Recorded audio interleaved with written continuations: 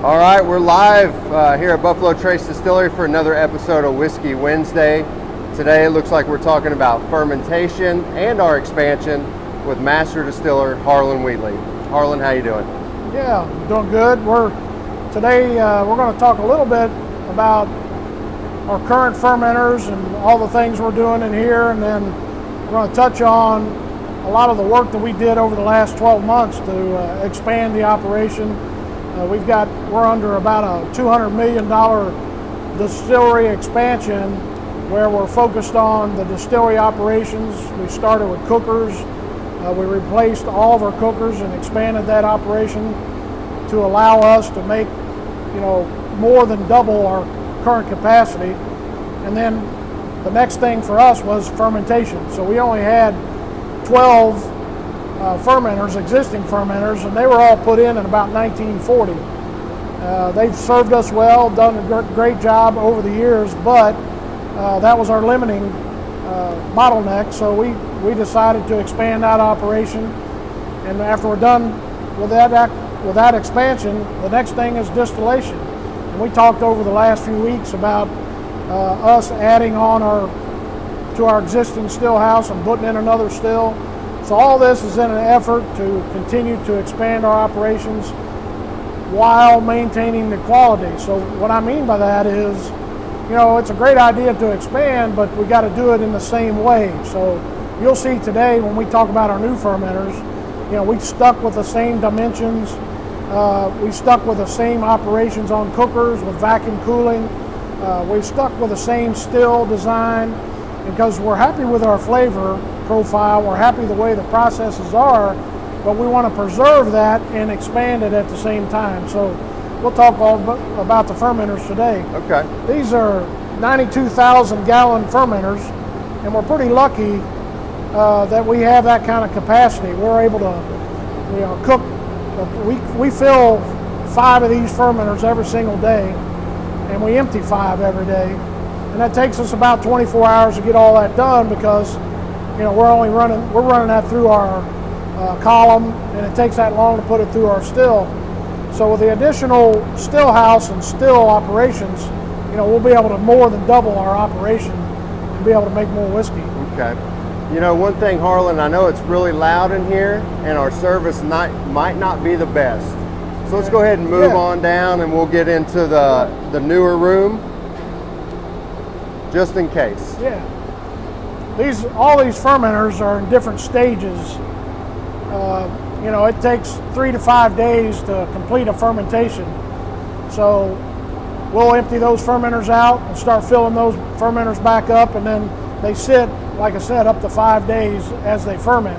And as they're fermenting, they're giving off carbon dioxide and creating the thing that we're after, which is the whiskey. Gotcha. Yeah, and this is the room that has all 12 that you were talking about earlier. Yeah, these are the original fermenters. They're all open top. It takes us about 4 hours to fill up one, and then like I said, we're filling up 5 a day right now.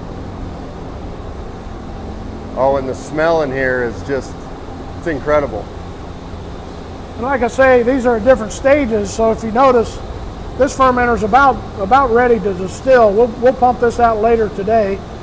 We're running 24/7, so we've got guys and gals in here, filling up the fermenters, taking care of each fermenter, testing the quality of each fermenter, and we're working around the clock 7 days a week. And remind us how many gallons this tank is? It's a 92,000 gallon fermenter. You can't see it, but I'm going to try to show. You can see the floor way down there. So we're on, I don't know how tall this is, but it's a big tank. Yeah, like I say, it takes us about 4 hours to fill it up, but we cook 4 cooks in our big cookers, and we fill this up. It takes us about 4 cooks. Of course, every recipe, depending on what we're making for the day, but today we're making Buffalo Trace recipe, which is a rye bourbon whiskey, and we'll fill that up and add the yeast and allow it 5 days for fermentation. Okay, great. Yeah, let's hop over to the other room.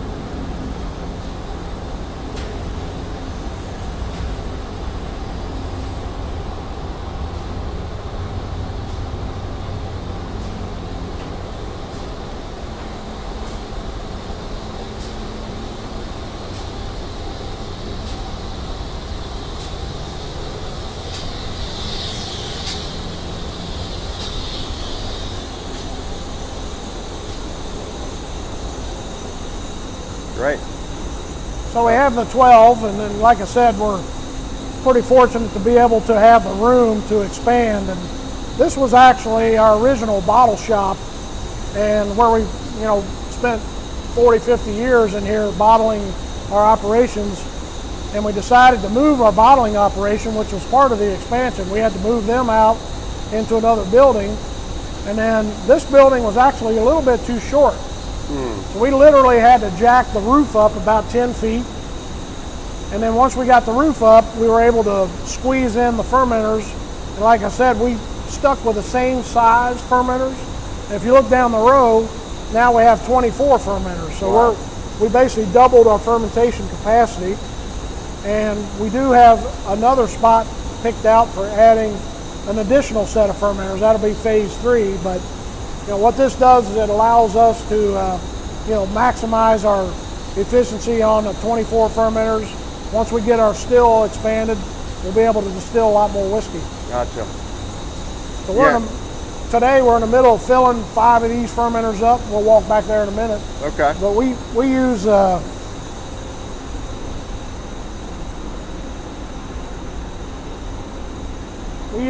systems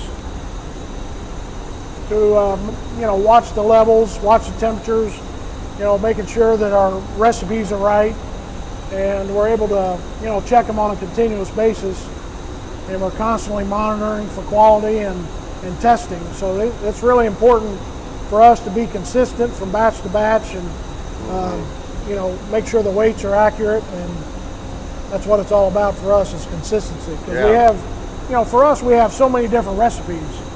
Right now we're up to 12 different recipes that we're using, and we're able to dial those up and be very accurate and consistent with each one of those recipes. Gotcha.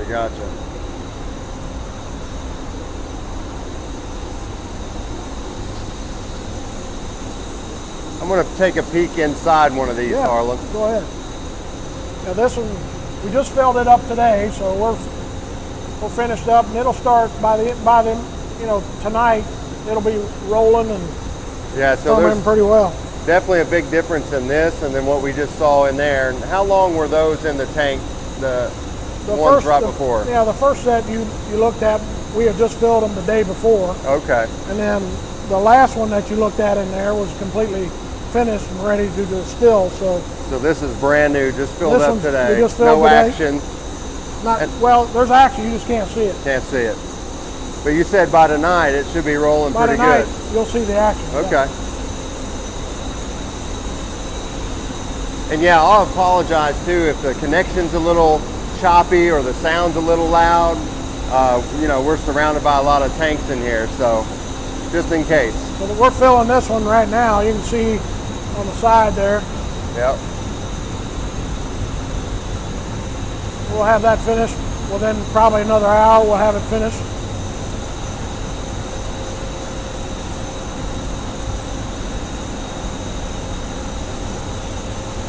And after it's fermented, after it's completely finished, like that tank back there, it was basically dead. What's the next step? Where's it go? Well, for us, the first thing we do is check it for quality. Once we determine everything's the way we want it to be and ready for distillation, we'll stir that fermenter up and pump it we have a beer well, we call it, and we'll pump it over there into the beer well, stir it up good, and make sure it's ready for distillation, pump it in, and pump it through our beer still. Because when it's done fermenting, it's sitting there at about 7.5% alcohol or so. That's why we call it beer. And then we run it through our column still to strip off the alcohol and separate the alcohol from the solids. And that's what we're doing, is basically stripping that alcohol out. So you don't separate anything at that point. What's in this tank goes straight to the still? Goes into the still, and the still does the separation. Yeah. So the alcohol goes one way and the solids go the other. And what are you doing with the solids? Well, we have zero waste. So all the solids that are separated on the still, then we run it to our dry house and we dry that into a feed. So there's zero waste. All that is used for cattle feed, dog food, all these different protein-rich components for feed. Gotcha. Yeah, another question. We're getting a couple questions on the recipe. You know, a lot of interest on Buffalo Trace versus Weller and some of the other brands. You're saying you're running all Buffalo Trace now. How often will you run, say, a wheated bourbon or a rye whiskey? Is that something we can talk about? Yeah, we switch regularly. So we have, like I said, 12 different recipes, and we switch those throughout the year. We'll try to stay on a campaign for a while to create that inventory for the future. So for example, if we're running Buffalo Trace this month and we run it for 3 weeks, then that allows us to have the barrels together for 3 weeks. And then when we dump them in 8 years, we'll have that campaign for bottles. And likewise for wheated bourbon or rye whiskey and all these different recipes that we have, you know, we'll try to do them in small campaigns, but then we have to switch a lot throughout the year because we have so many different recipes. Gotcha. Okay.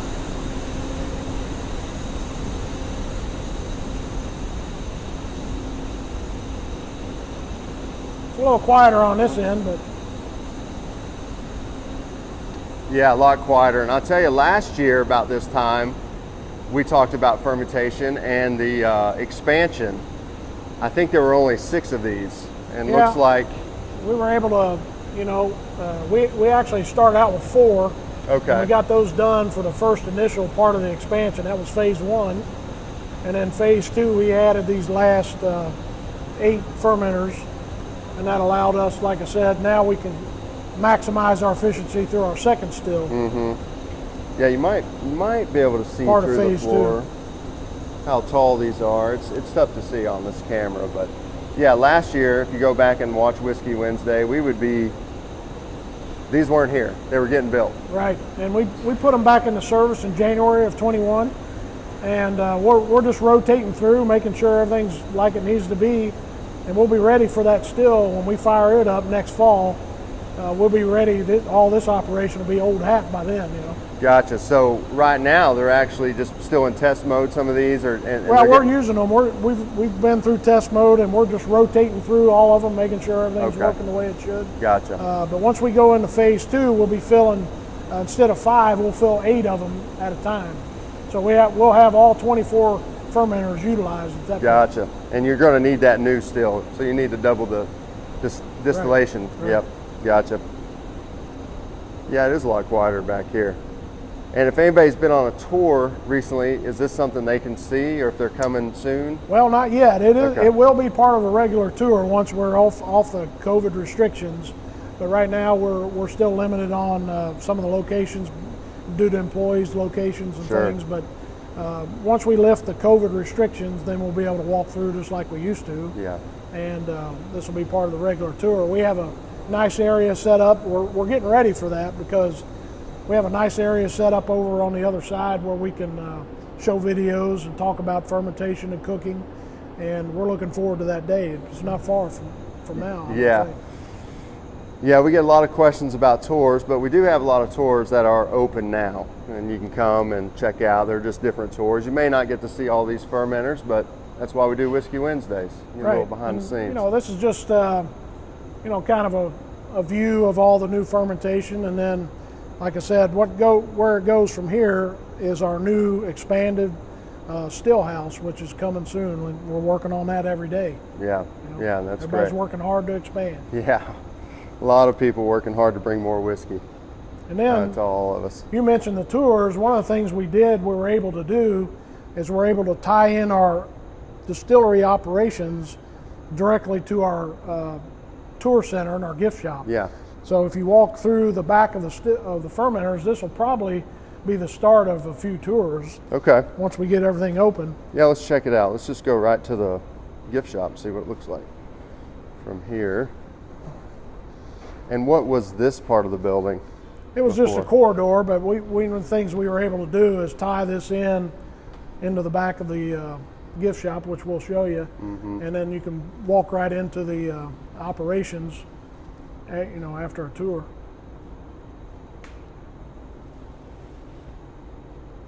You know, you can see, if you walk over here with me, Harlan, you can see the size of these tanks from here. 92,000 gallons? Yeah, we actually squeezed another 1,000 gallons into the new ones, of course, but they are, the same dimensions, and same concept of our existing fermenters. And I know it's interesting how they bring these in and build them. They build them from the bottom up. Yeah, how does that work? They, exactly? Vendome Copper and Brass built them for us, and they did a great job. They brought in, they have jigs set up to where they can come in and do the welds and build them from the bottom up, like you said, and they just kept raising it up. It's really neat. Yeah, I remember when the roof wasn't nearly as high. So you said 10 feet. Yeah, we raised the whole roof 10 feet and allowed us to fit all this in here the way we needed to. Yeah. We talked about either raising the roof 10 feet or going down 10 feet. And because we're so close to the river, we decided going down 10 feet is probably not a great idea. It's a bad idea. It looks like a ton of concrete poured for reinforcement. I can't imagine the weight under these. You could calculate it. Yeah, it's 12 times 90,000 times 8.314, right? Jeez, I guess. I trust you on it. People love to ask about capacity and how much this increases, but gosh, how many barrels? I don't know. I don't want to put you on the spot for math here, but that's a whole lot more barrels getting put in the rick house with an expansion like that. Part of the expansion for us is, again, we're focused on taking the same processes and expanding that without sacrificing the quality. But yeah, every fermenter that we add, it's hundreds of barrels that we're producing more every day, and some days it's more than 1,000 barrels. And all of those barrels are going into the warehouse.